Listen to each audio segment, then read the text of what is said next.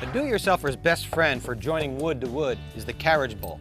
Unlike a lag screw that only goes into the wood, a carriage bolt passes completely through the wood and is secured with a washer and a nut.